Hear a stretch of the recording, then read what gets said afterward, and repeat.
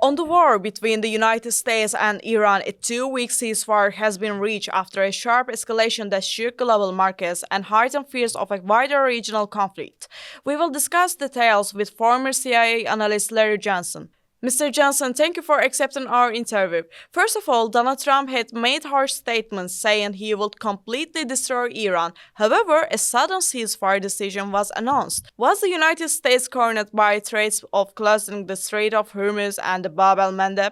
What Trump was saying is really unprecedented. I don't think there's ever been a world leader, perhaps the last one was Genghis Khan, that spoke with such hatred, such vitriol, talking about wiping out a civilization. This is, and unfortunately, not enough countries in the world came out and condemned that kind of talk.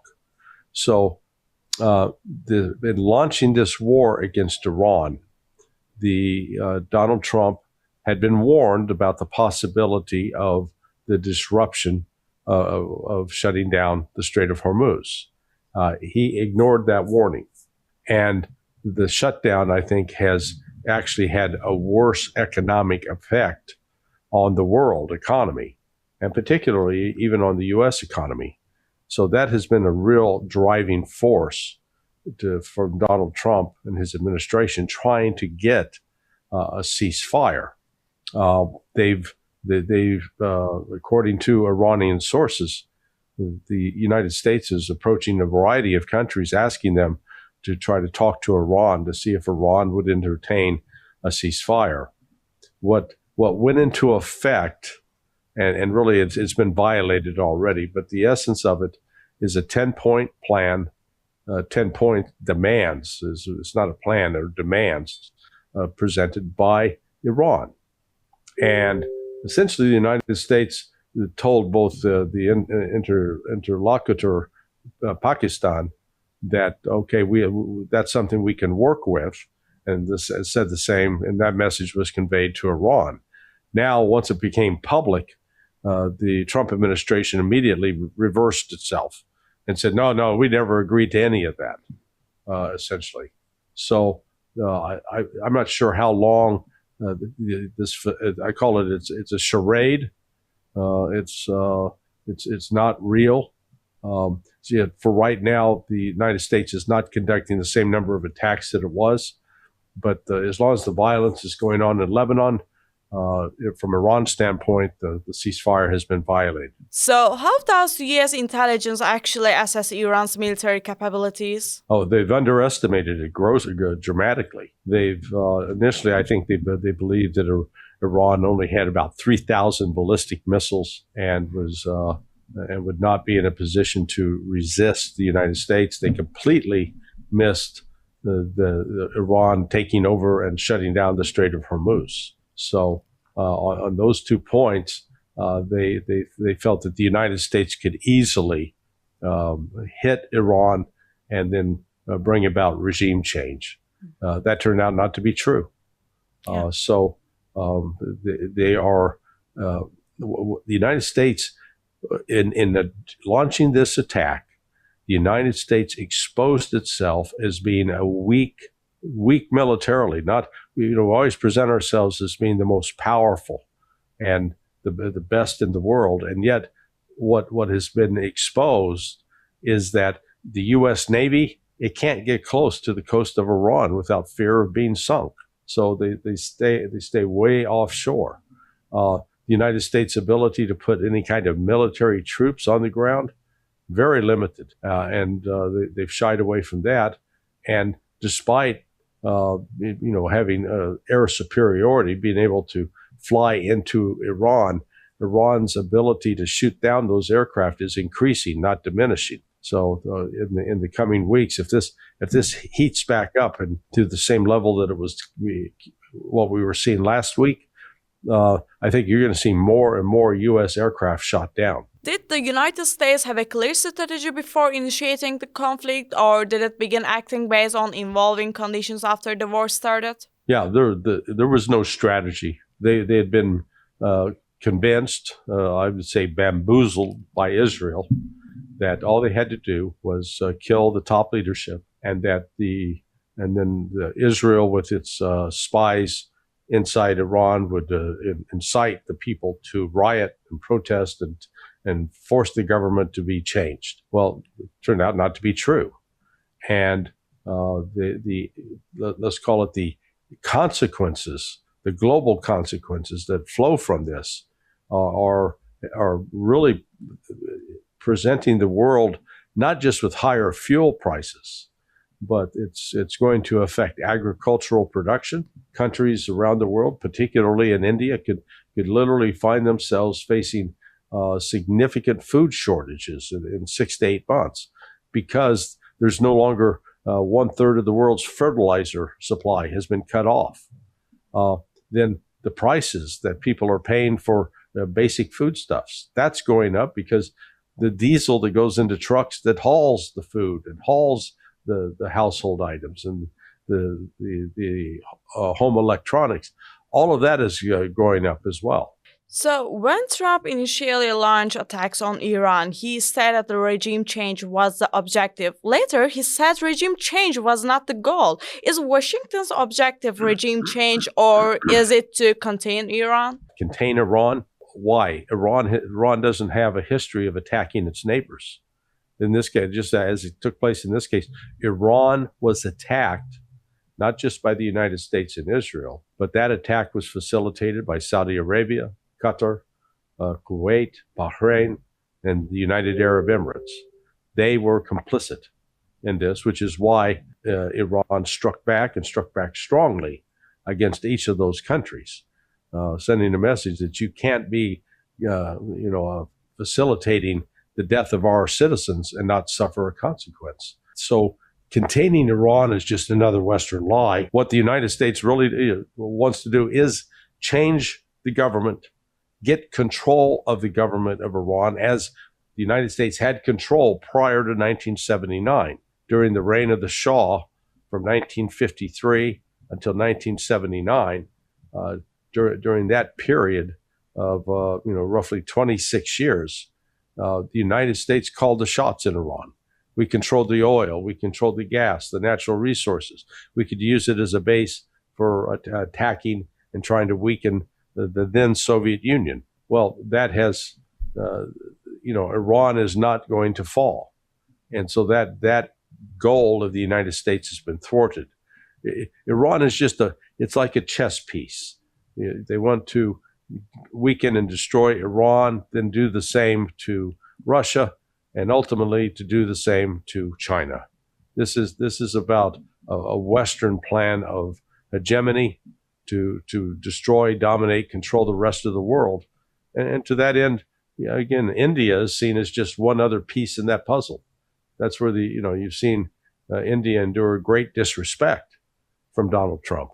Negotiations are set to begin, but there is a significant gap between the U.S. 15-point plan and Iran's 10-point proposal. Can this gap be breached, or will the ceasefire serve as a period for both sides to regroup ahead for another conflict? The gaps are unbridgeable. So yes, that's why I say the negotiations will be a waste of time.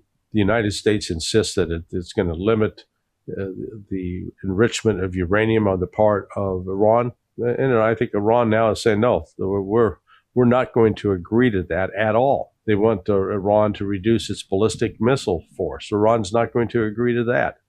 The United States a month ago, or actually 7 weeks ago, because we're now entering like the 7th week of this conflict, Iran was willing to make a deal that to reassure the West that it was not building a nuclear weapon.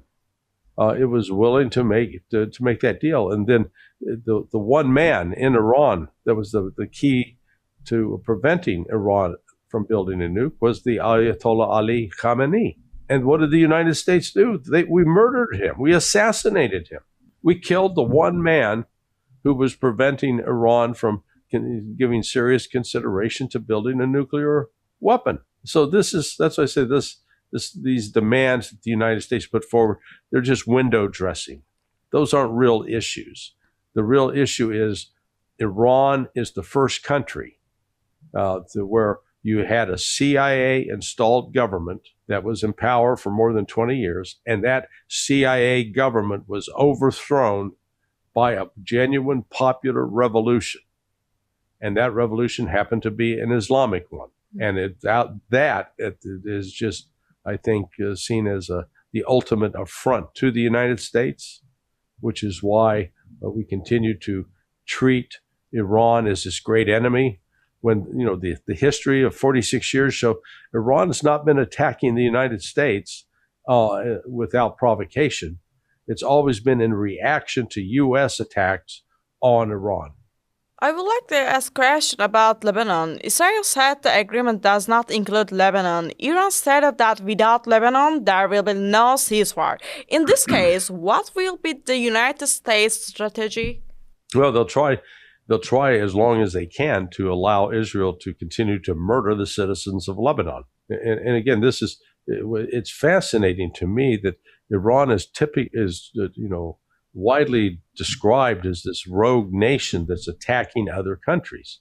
The only rogue nation left in the world that is routinely attacking other countries is Israel. And the people of Lebanon have been suffering terribly under their onslaught. But, I don't see Iran backing down from that. I think as I watched Iran develop its stance, they said from the outset that if this conflict is going to end, it means Israel needs to go home and stop attacking the people in Lebanon, the people in Syria, the people in Iraq, and in Iran. To what extent is U.S. policy toward Iran shaped by Israel? 90%, 100%. We're completely, the United States has become, in my view, or the current government with Donald Trump, has just become a sock puppet of Israel. We've instead of making America great, it's making Israel great, or trying to put Israel first over the interests of the United States. And that's creating a backlash. There's a growing number of Americans now that are extremely dissatisfied with that and are turning against allowing the country of Israel to dictate and dominate so much in U.S. politics. So finally, how close is Iran in reality to acquiring nuclear weapons? Well, they've got the technical skill. They could have created it 20 years ago, but they haven't because of religious reasons. And people say, oh, that's silly.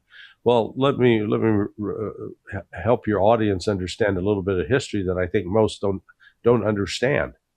In 1980, when Saddam Hussein launched his attack on Iran, he did so at the encouragement of the United States. And then by 1982, with Jimmy Carter had left office, Ronald Reagan was in office, the United States began providing extensive financial support, intelligence support, and chemical precursors that were used to produce chemical weapons. Those chemical weapons were used 20 different times against the people of Iran and the armies of Iran. Over 300,000 Iranians died in that war, and 70,000 were civilians. Yet, despite being attacked with chemical weapons, Iran would have been fully entitled to justify to build its own and retaliate accordingly, but it did not. Why? Because it was a haram, a sin. It was against the teachings of Islam. And so that is the main reason why Iran, up to this point, has not produced a nuclear weapon. And but I think they've now would have a strong case to say, look, if we had had a nuclear weapon, the United States and Israel never would have attacked us. Mm-hmm. So we'll see what happens going forward. I would like to ask you something. I just saw the one news about the nuclear weapons of the United States. Does United States has nuclear weapons? Oh, yes. Can United States use it for now? I would hope not. But is it possible? It's always possible, yes. But I think right now, with the threat of retaliation by Russia and China, would prevent that. Israel, however, I think does also have a nuke, and they might in this desperate situation with facing the collapse of their country, they might try to use it. At that point, it would just be retaliatory. It would not change a military outcome. But yes, that's one of the dangers, one of the concerns.